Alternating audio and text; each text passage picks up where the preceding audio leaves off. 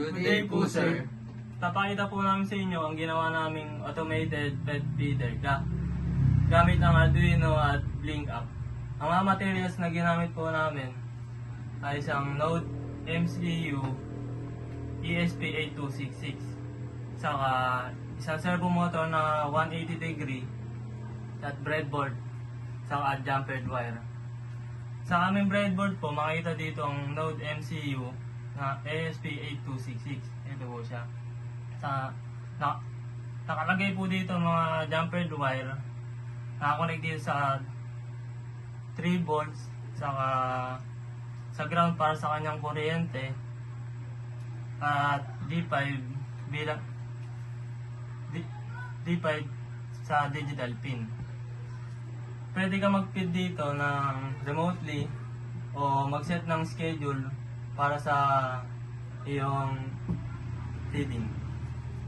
Makikita naman po natin dito sa may Blink app is yung feeder is ready. Ito po yung message po na magpa-pop up once po na magagamit na po natin itong mga other buttons po dito na pwede pong magbigay na mag-operate po para mag-dispense po ito ng pagkain. Next po dito is yung feed count. Dito ang po lilitaw yung kung ilang beses na po na nag-dispense itong pet feeder po namin. Sa manual scheduling naman po, dito naman po makikita yung oras na pwede po nating baguhin kung anong oras po gusto natin. Tapos sa baba na po nito is nakalagay po is next feed. Dito po makikita kung anong oras po yung set o yung time na sinet natin. Sa may automatic scheduling naman po, meron po tayong morning, afternoon, and evening. Dito naman po yung i-explain po ni Deo. Ito na po yung yung sa manual po. Yan po. Pag manual naman po, tayo po yung magpapakain po ng alaga po nating hayop. Aso, pusa po, mga ganun. Yan po.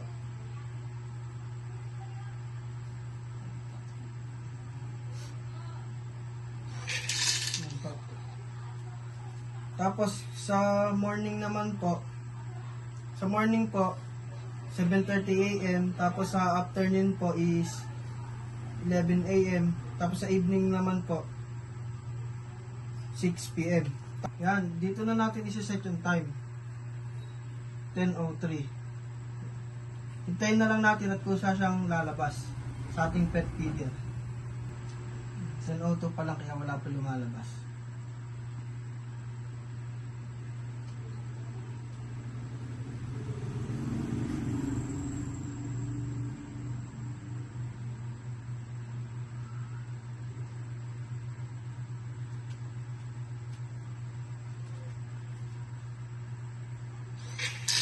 Yan.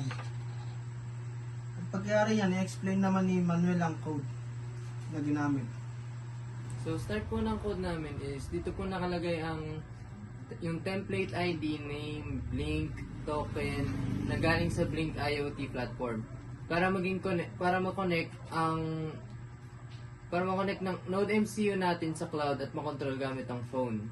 Ang sunod naman po namin dyan is yung paano po sinet-up yung Wi-Fi is gumamit po kami ng constant char asterisk SSID equals quotation para po sa name ng Wi-Fi, tapos semicolon.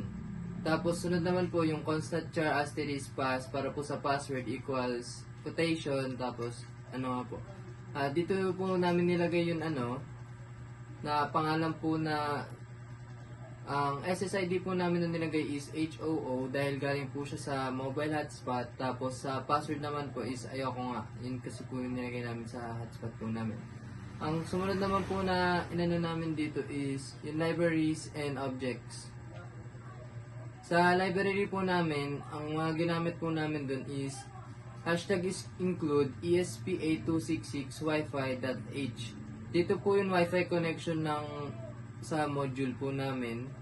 Tapos Blink hashtag include Blink simple ESP8266.h. Doon naman po yung Blink connection namin na nagko-connect sa may app po. Ang sumunod naman po na is servo.h.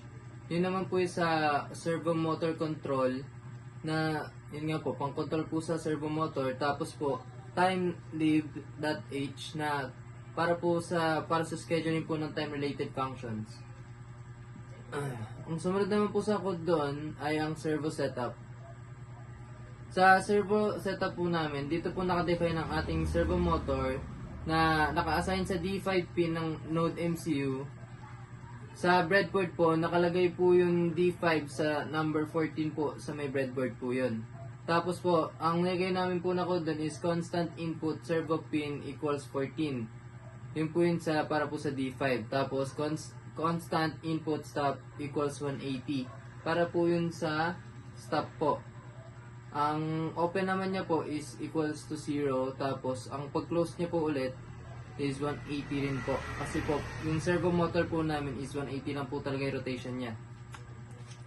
Ang sumunod naman po doon na mga variables po, yung pong feed hour at feed minute. Ang ginamit po na schedules na ginamit po namin doon is andito po, predefined times.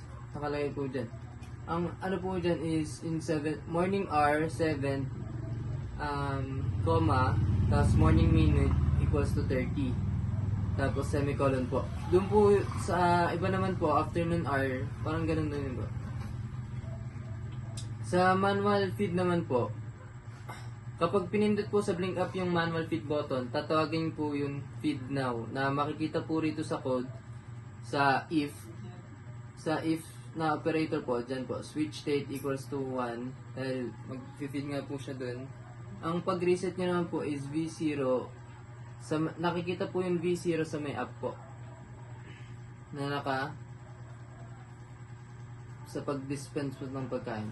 Ang sa scheduled naman po, ang V6, V7 at V8. Yung V6 po ay para sa morning button, ang V7 po is para sa afternoon button, at ang V8 po ay para sa evening time. At ang sumunod naman po dun is sa void niya po. Dito po ang tumatakbo yun para po continuous po yung pagtakbo niya para po sa oras na blink.run para updated ang connection, tapos check time for feeding para i-check kung anong oras na ba mag-feed. At ayun po, yun lang po yung ginamit po namin sa code.